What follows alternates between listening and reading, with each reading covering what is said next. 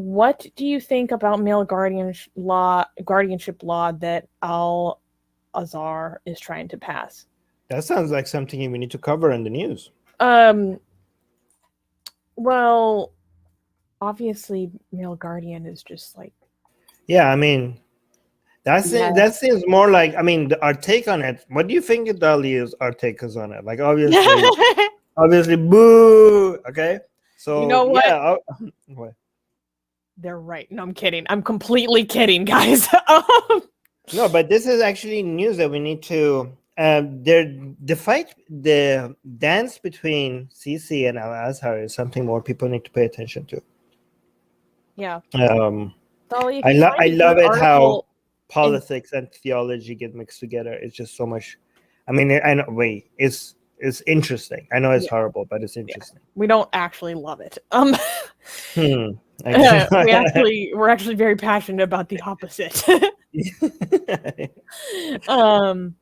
But yeah, Dolly, send me an article about that so I can read. I think that law will make Egypt like Saudi Arabia in the past. I don't know if Egyptians are going to be able to, like, I don't know. I don't think Egyptians will tolerate that. Like, that's not something you could do to Egyptians. I don't know. I haven't seen like what attitudes are like nowadays. We need to do more research on this, Dolly. Thank you for bringing us. We do need, or in Egypt in general. So, well, that reminds me of another thing. We are going to be talking about male guardianship in Gaza this week on the news. And one thing that I thought was interesting about the article we're going to cover is it points out how there's a lot of economic issues that go into male guardianship, which I hadn't really considered before. Yeah, but and also let's be clear. This is not a binary thing, okay? Like male guardianship, like we have that in Saudi Arabia, and we still have it, by the way, for people who think that it's not there. I mean, in Iran, for example, there are some limitations, some things that the men, obviously it's not as bad as Saudi Arabia, but it's still like your husband can decide that you don't get to go to university. Mm-hmm. Or you don't get to travel outside of the country. The husband can decide that you don't get to do that, right? But it is frowned upon a lot more in Iran by society than it is in Saudi Arabia when somebody does take advantage of that. So it's not just like a male guardianship. It's not like an on or off switch. There's a spectrum to how severe it could get.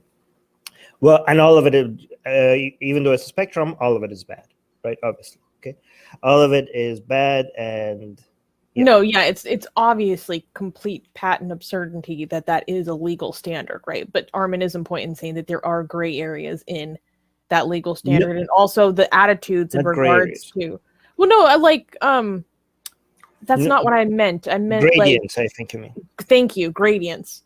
Mm-hmm. And also differences in, although that might be on the books, might not be cultural attitudes towards actually taking advantage of those in various places. Wait.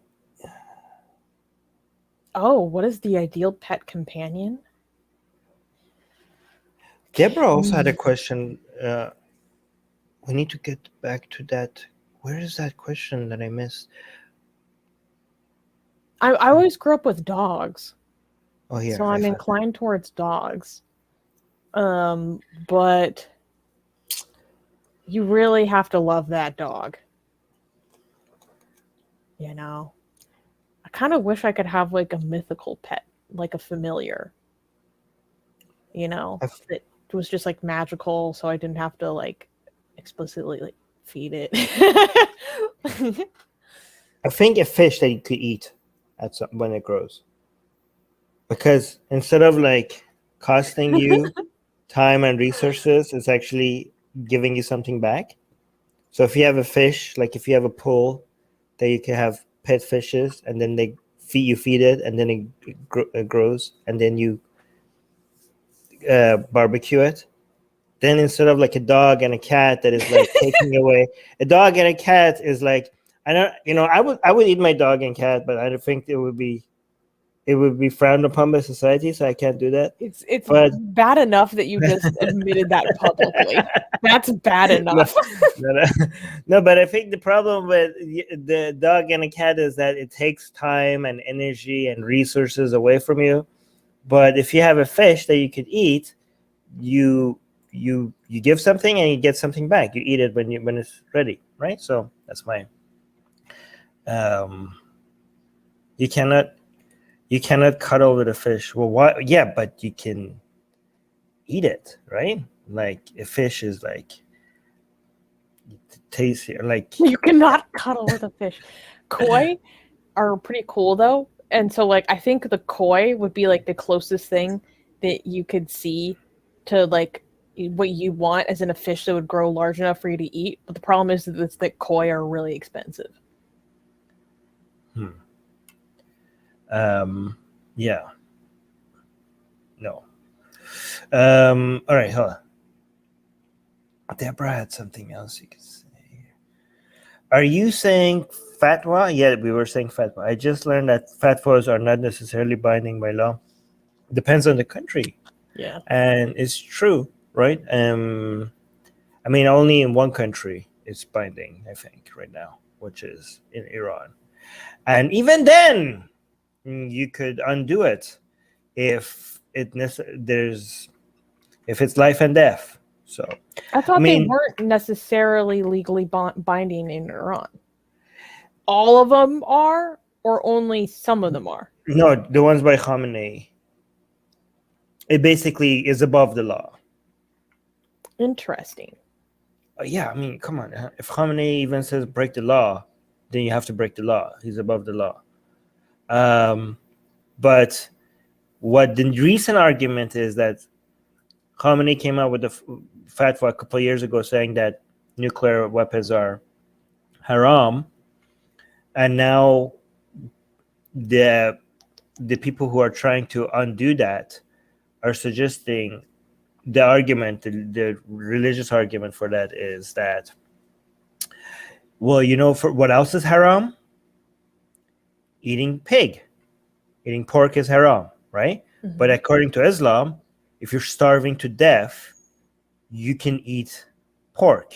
You can even eat your dead companions, if it means survival, right? So they're saying like if it's about survival, even God's laws can be broken. So if God's laws can be broken, do you not think like a fatwa cannot be broken if it's about survival? So that's how you go around the fatwa, which is actually pretty strategic. Wait, so then that's why who was that government? It was a government official, right? Talking about the head of the cats comparing the fatwas and the but we don't know how. Well, let's not get into that because we don't really. That will open like I have to explain. We don't know if that was Khamenei's blessing or without it. So we don't know right now. So let's not open that right now. Hey guys, if you're a fan of blasphemy and sexy Kali, like me, then that means that you probably want more blasphemous art. Well, I have good news for you. If you subscribe to our newsletter, link in the description below, then you get a free booklet of some of the tastiest blasphemous art available today. So, if you want some of this delicious blasphemy, and we're so generous that we update it for you guys weekly for free, all you have to do is sign up for our newsletter below. You can also go to blasphemousart.com/ebook. That's blasphemousart.com/ebook. Sign up with your email, and you get free gifts of this tasty blasphemy. What could be better? So make sure you sign up. Link below.